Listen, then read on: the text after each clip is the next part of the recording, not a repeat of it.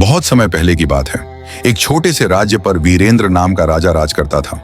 राजा अपनी वीरता के साथ साथ अपनी न्यायप्रियता के लिए भी प्रसिद्ध था।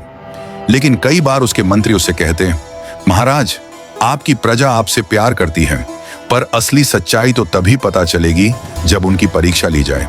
राजा ने मन ही मन सोचा, सही कहा, मुझे अपनी प्रजा की असली निष्ठा और ईमानदारी जाननी चाहिए, लेकिन इसे मैं ऐसा करूं कि कोई मुझे पहचान भी ना सके।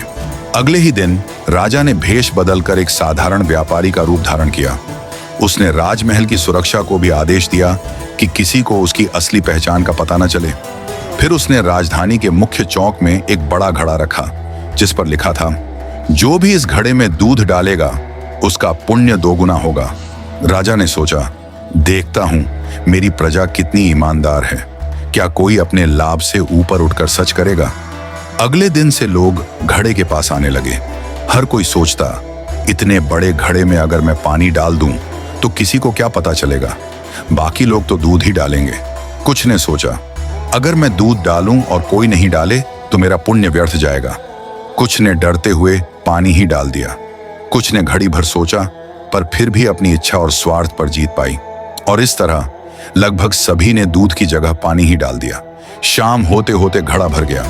राजा ने पूरे दरबार और जनता के सामने घड़ा खोला, लेकिन जैसे ही ढक्कन हटा, घड़े में केवल साफ पानी था। राजा ने ऊंची आवाज में कहा, आज मैंने तुम्हारी सच्चाई देखी। तुमने सोचा कि अगर मैं नहीं देख रहा हूं तो कोई फर्क नहीं पड़ेगा, लेकिन याद रखो, एक छोटा कर्तव्य टालने से पूरा राज्य प्रभावित होता है। अगर हर कोई ऐसा करेगा तो हमारा राज्य कभी समृद्ध नहीं हो सकेगा। रास्ते पर खड़े लोग स्तब्ध रह गए। उनकी आंखों में पछतावे के आंसू थे। लेकिन तभी एक छोटे बच्चे ने कदम बढ़ाया और बोला, महाराज, हमसे गलती हुई। हम वादा करते हैं कि अब हम अपने हर कर्तव्य में ईमानदार रहेंगे, चाहे कोई देख रहा हो या नहीं।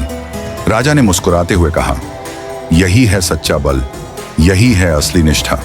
याद रखो, एक ईमानदार कदम पूरे राज्य को बदल सकता है। और तभी से उस राज्य में केवल डर और शक्ति से शासन नहीं हुआ, बल्कि ईमानदारी, साहस और निष्ठा की शक्ति ने लोगों के दिलों को जोड़ लिया। सिख सभी को अपना अपना काम श्रद्धा भाव से करना चाहिए,